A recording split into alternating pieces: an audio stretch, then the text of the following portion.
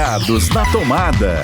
Oferecimento Porto Bank, o único cartão com IOF zero. Isso é Porto Bank. Ligados na Tomada. Esse é Eduardo Pissinger e meu amigo há 21 anos. Seja super bem-vindo ao Ligados na Tomada, meu amigo. Legal, Alex. Obrigado pelo convite. É um grande prazer estar aqui. A gente estava fazendo conta, eu conheci o Pissinger em 2003, durante um evento em Long Beach, Bruno Junqueira, correndo pela Fórmula Indy na equipe Newman Haas, e depois até com uma agradável visita a Beverly Hills, né? Muito, é o que eu chamo aqui, é a vida como ela não é, né? A nossa vida não é Beverly Hills, mas tivemos uma excelente tarde ali, um dia muito agradável, e também pista de corrida, que é sua praia também, né, meu amigo? Ah, eu curto muito, Alex. Gostaria de ter atuado mais em cobertura de competição, mas o pouco que eu fiz eu curti muito. Pissinger, então eu vou pedir para você começar contando uma história que mistura esses dois temas, automóvel e automobilismo, com um cara muito especial, Ayrton Senna da Silva, Interlagos e a Audi. Conta pra gente. Alex, início de 94... eu trabalhava na revista Quatro Rodas, era uma das principais publicações do setor automotivo na época, comum. Até hoje é, Até né? hoje, até né? uma referência, né? E a Senna Import tinha acabado de se estabelecer no Brasil. A Senna Import seria o representante importador exclusivo, autorizado, da Audi para o mercado brasileiro, e essa foi uma operação costurada pelo Ayrton direto na sede da Audi em Ingolstadt, na Alemanha. Quando ele anunciou que lançaria a Audi no Brasil, a gente na redação de Quatro Rodas já começou a se coçar para tentar marcar o primeiro teste, o primeiro carro para fazer a avaliação. E isso funcionou, era um Audi S4, e de quebra a gente combinou que ele, Ayrton, iria até o autódromo de Interlagos para andar conosco dentro do carro, pilotando o carro e fazendo alguns comentários. Enfim, era o Ayrton, né? Então, independentemente dele ter uma visão, digamos, bem privilegiada do carro, porque o carro era dele, mas claro que era interessante você tê-lo fazendo... embaixador da marca, né? Perfeito, era isso. Isso foi final de fevereiro de 94. Então, o primeiro carro da Audi testado no Brasil fui eu que fiz. E tive essa experiência única de ter andado com ele em Interlagos, onde várias coisas bastante curiosas aconteceram. Então, uma dessas que eu quero que você coloque pra gente, principalmente imaginando que o Ayrton, a experiência dele, ou seja, 90% do tempo não é com um carro de rua, mas e sim com um carro de pista. E nem sempre esse cara está preparado para aquela marcação. Nas ruas não tem, quando você chega na Paulista ou na Rebouças, a marca dos 50 metros, 100 metros, 150. Mas na pista tem, conta pra gente. Na pista tem, e ele... Depois que ele terminou de dar a entrevista, só nós dois dentro do carro, ele guiando, eu de passageiro, ele virou-se para mim, olhou assim pro lado e falou: "Você se importa se eu andar rápido?" Falei: "Faz o que você quiser." Imagina, né? "Faz o que você quiser." "Não, eu sempre tive vontade de andar com um carro de rua aqui nessa pista, eu só andei de Fórmula 1. Olha que legal. Não, cara, interrompendo você, desculpa, mas que experiência e que momento para você. Você está ao lado, protagonizando, na verdade, para Quatro Rodas, também a primeira experiência do Ayrton com carro de rua em Interlagos. Primeira e única, né? Sim. Primeira e única. Agora, o que deu para sacar ali, Alex, antes de prosseguir com a história, que é bem curiosa, na hora que você reduzia todos os talentos, as habilidades, por tudo aquilo que ele era conhecido e reconhecido, assim como nós, era um cara que apenas gostava de carro. Então, quando ele disse que queria andar rápido na pista... um prazer pessoal. Era um prazer pessoal, exatamente. Incrível.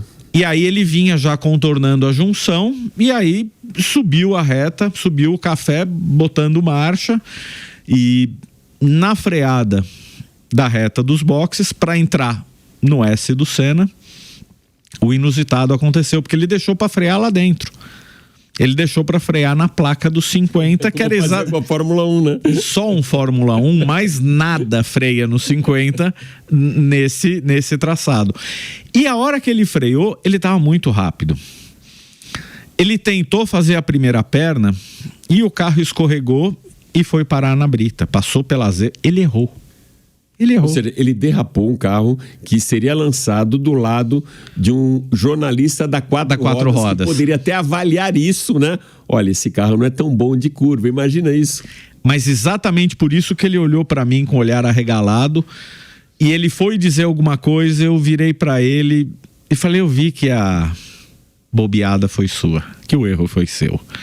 Ah, ainda bem que você percebeu.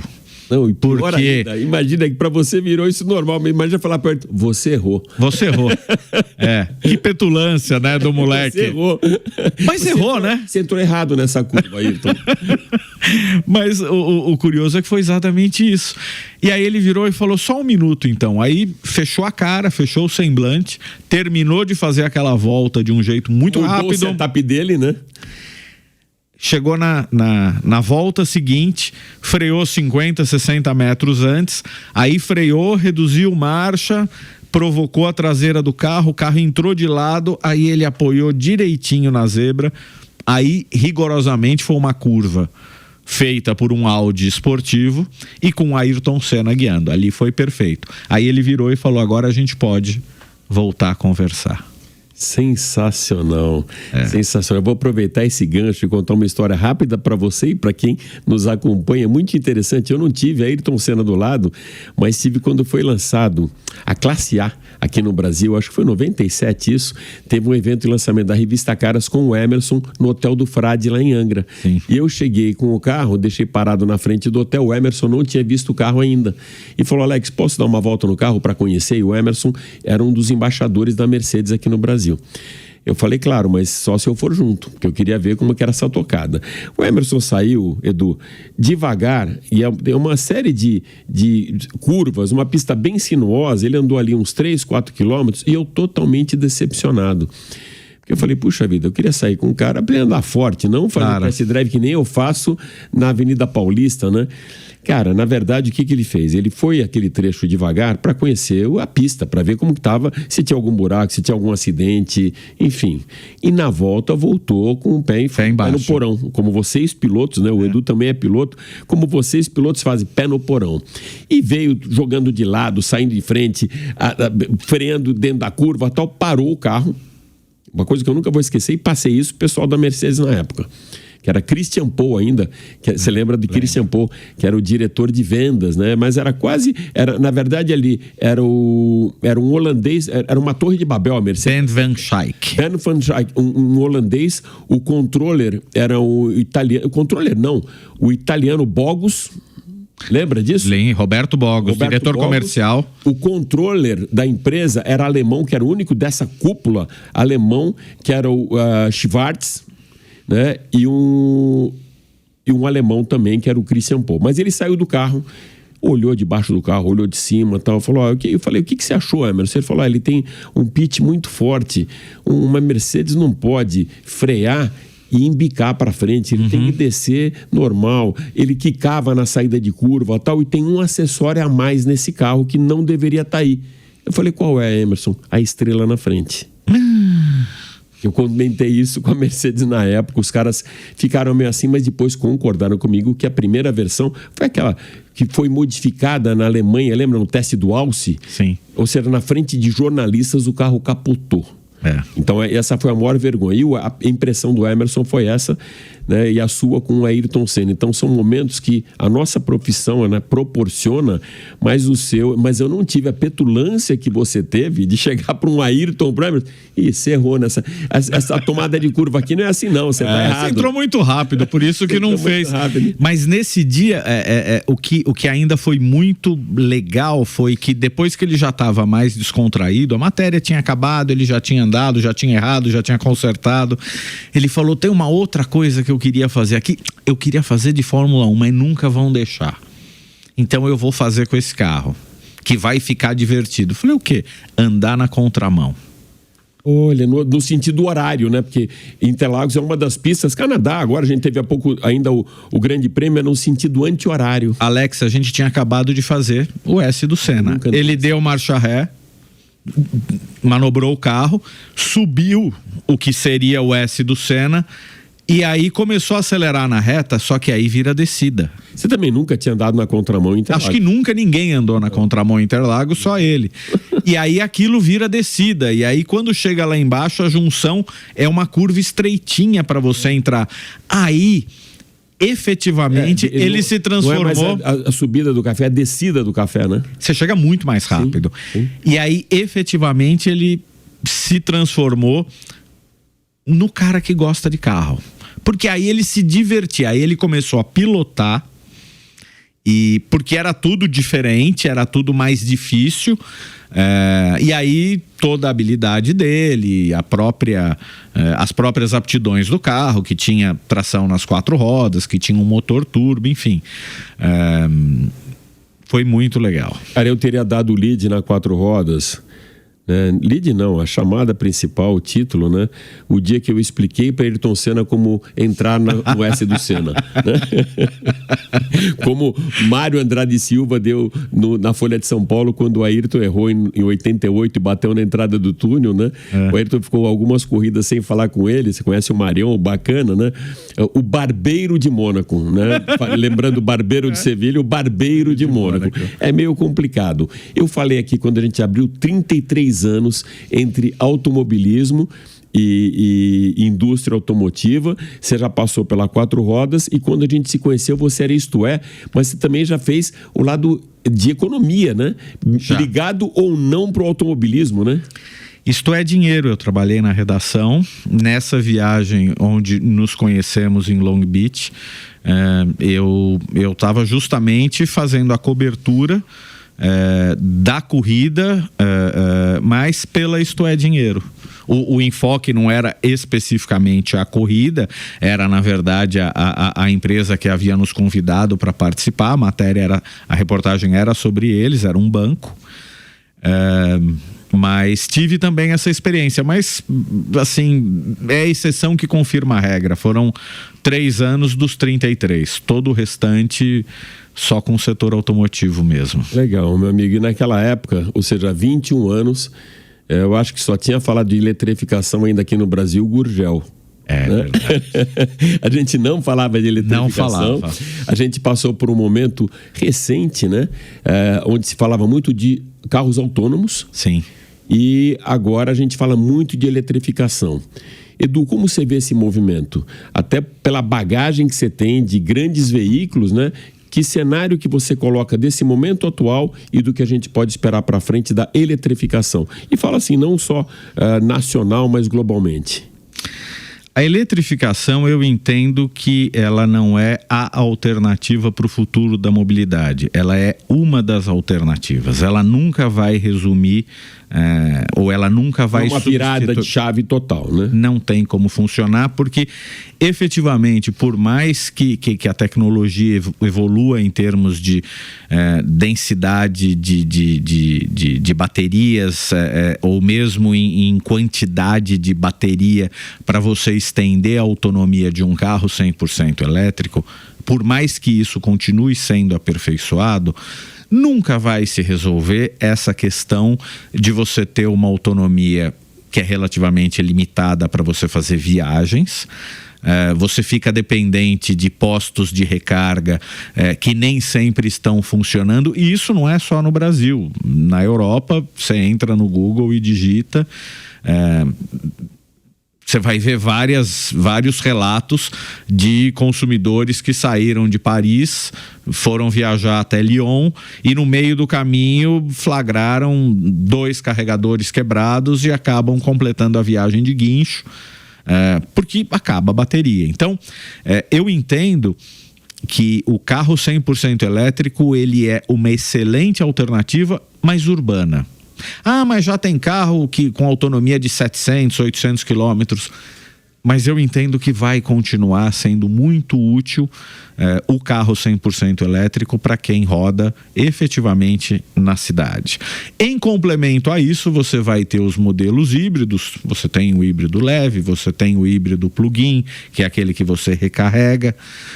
Ele vai funcionar também para suprir essa carência do carro elétrico, que é poder te proporcionar uma autonomia aí muito mais dilatada, muito mais elástica para você fazer viagens.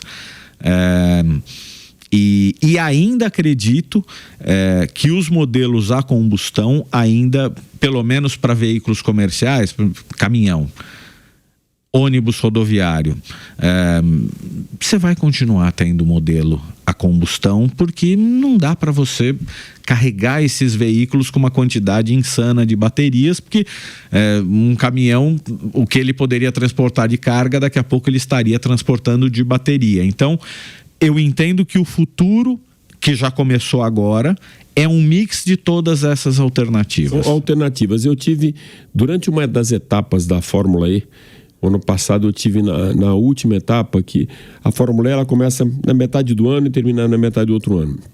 Etapa final de Londres, eu sentei do lado de um jornalista francês. E ele, meio indignado, me perguntava por que aqui no Brasil a gente até já estava falando de hidrogênio, de uma série de coisas, e por que a gente não fazia um aproveitamento melhor do etanol. Sim. Como matriz energética, até alternativa para o próprio carro híbrido. Você tem essa leitura também? Tenho. É uma excelente... A gente tem essa tecnologia. É uma excelente oportunidade para você aproveitar essa tecnologia e não só a tecnologia, Alex. Acho que, embora tanto em se tratando de carro elétrico como carro híbrido, mas ainda que a gente tenha um discurso que classicamente ele esteja muito mais vinculado ao meio ambiente, a gente sabe que na prática é o interesse econômico que acaba ditando quais são as principais regras, né? Então, um país como a Alemanha, que não produz petróleo, a França, que não produz petróleo, eles podem virar a chavinha e no futuro talvez ter só modelos 100% elétricos.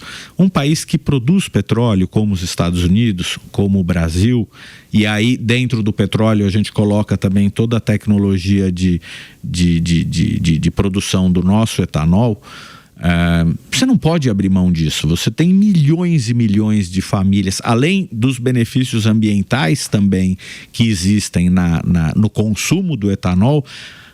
Na prática, você tem milhões e milhões de famílias aqui no interior de São Paulo que vivem de plantar, colher e cana-de-açúcar para produzir etanol.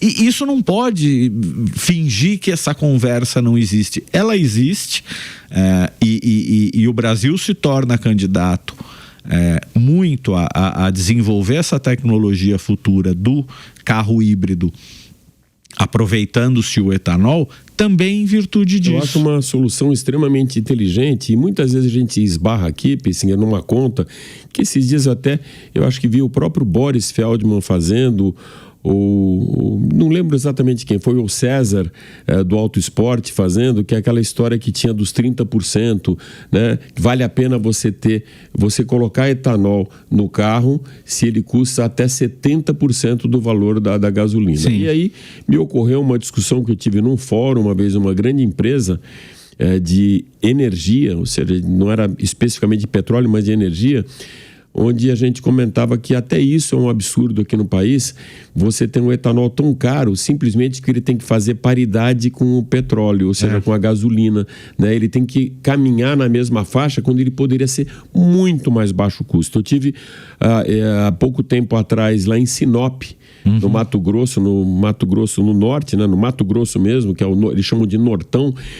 E a gente viu ali, eles revezam, para você ter uma ideia, a colheita do milho e da cana, mas como também matrizes energéticas, ou seja, como fonte para o etanol. Né? E tem e eles mesmos falam que o valor é muito absurdo quando você coloca na bomba de combustível o valor que está o etanol.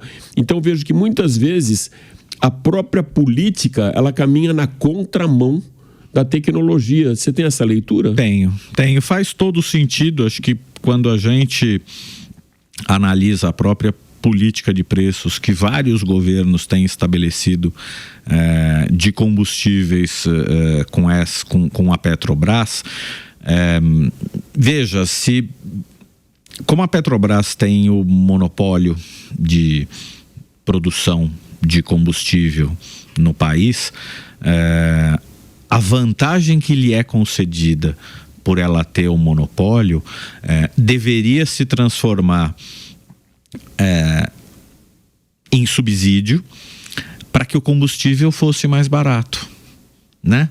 Já que ela tem a oportunidade de atuar sozinha nesse segmento, que ela estivesse prestando então um serviço à população, que muitas vezes acontece, boa parte das vezes não. O petróleo sobe lá fora, o barril do petróleo sobe, a gasolina sobe aqui no Brasil também, e o etanol, só para manter essa distância dos 30%, acaba subindo também.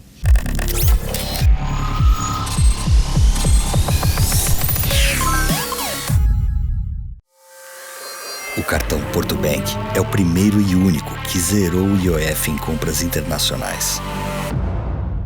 Para você zerar os restaurantes da cidade, zerar os museus e galerias. Tudo isso com mais de 1.000 salas VIP pelo mundo e até 3,5 pontos por dólar gasto. Isso é Porto Bank. Baixe o app e ative. Fale com o seu corretor.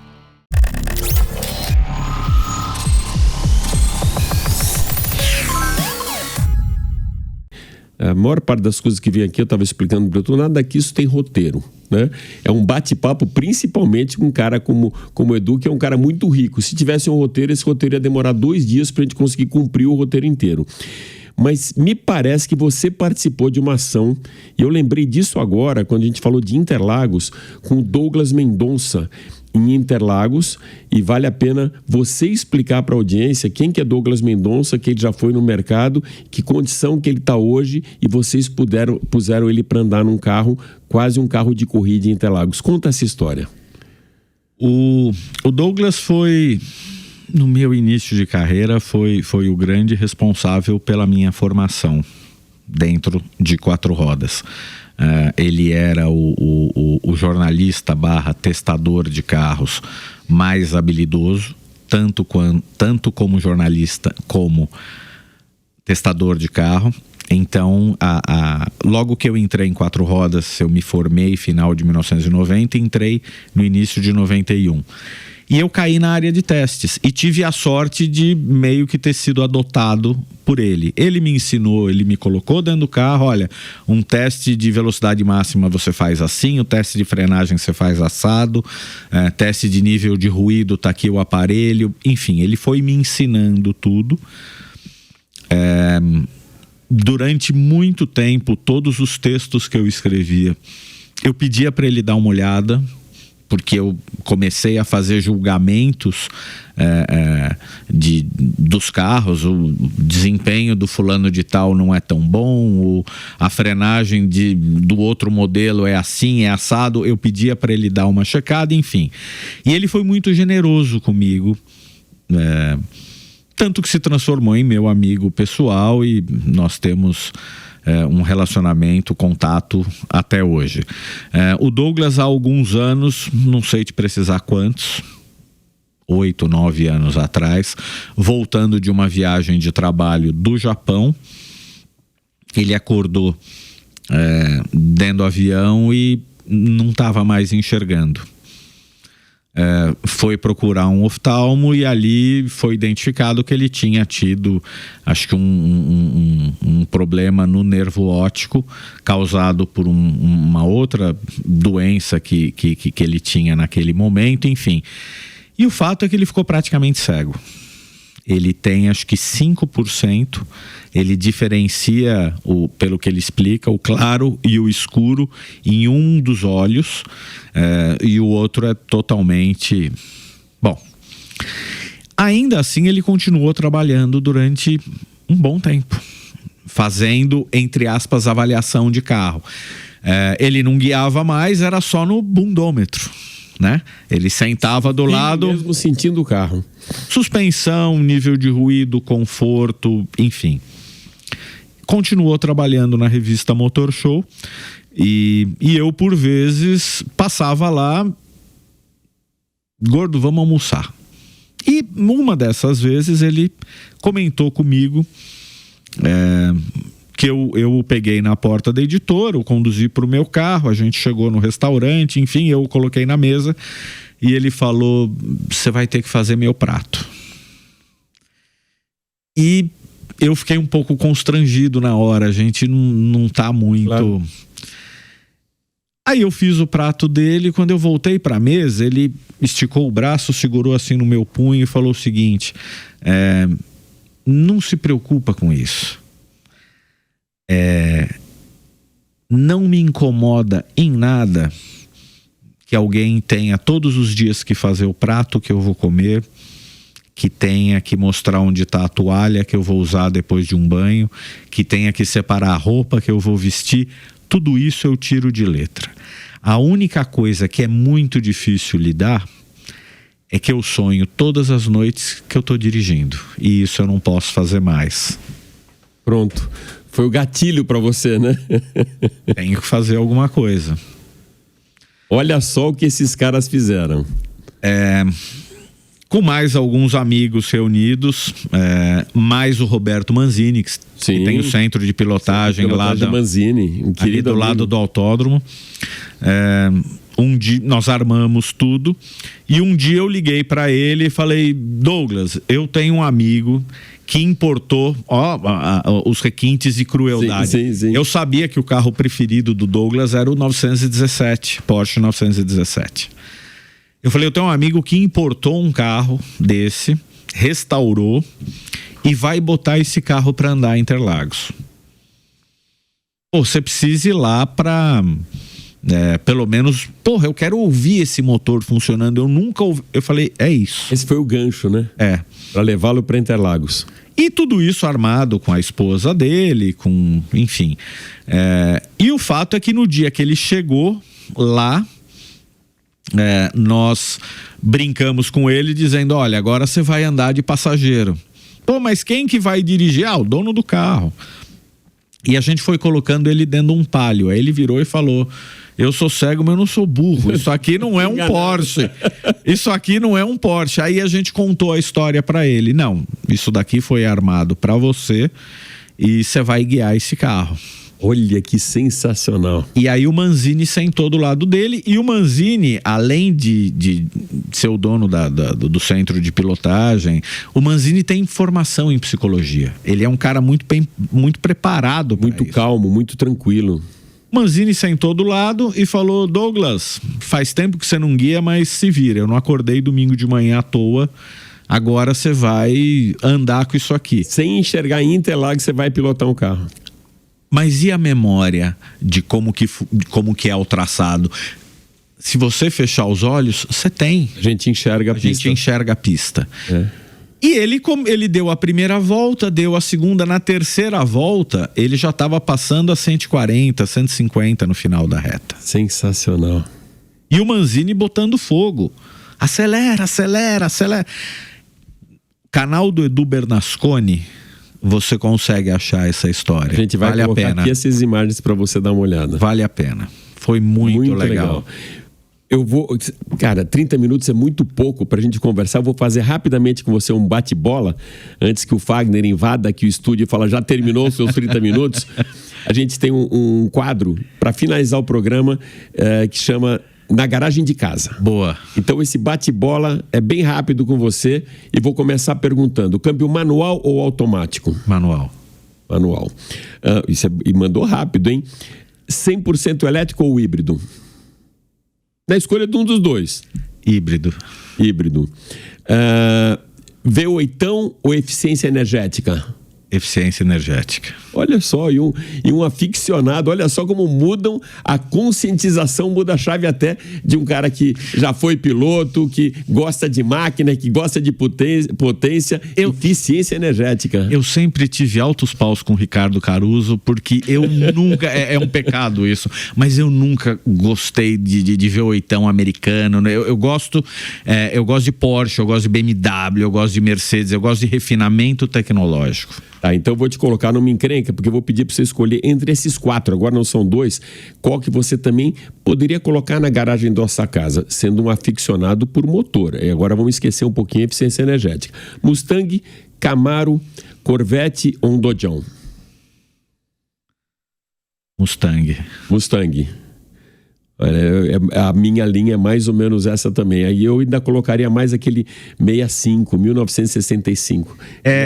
Mais para trás, bem old school mesmo. O meu enteado, João Pedro, é apaixonado por Mustang 67. Eu falei, mas por que o 67, João? Não sei, mas é o mais bonito. E outro dia eu comecei a olhar ano a ano, né? Ele tem razão. O 67 é o mais bonitinho. Antes da grande mudança. E para finalizar, Edu, qual carro, isso não depende agora de motorização, de preço, de luxo ou de esportividade, não é nem para colocar na garagem da sua casa. Qual carro que você colocaria na sala da sua casa? Porsche 911 GTS. Olha aí, o cara quando gosta, ele tem a paixão e já tá lá no wishlist dele. Alex, eu sonhei em ter 3 carros na vida. O primeiro eu tive. O segundo eu tive. Não, então cita, dê nomes. Gol GTI. O segundo foi um Alfa Romeo quadrifólio. Nossa, espetáculo. Eu tive. Espetáculo. O terceiro... Qual que falta? O 911. Olha aí. Esse tá mais difícil. Edu, super obrigado. Lá. Quero que você volte aqui com a gente. Um maior prazer. Tem muita história para contar. Passa rápido aqui, Passa muito rápido, principalmente quando a história é boa como essa. Super obrigado. E peço para você continuar ligado, que daqui a pouco, às 4 da tarde, tem o Máquinas na Pan, com lançamentos, histórias e já também com o Edu Pissinger lá com a gente. Até já.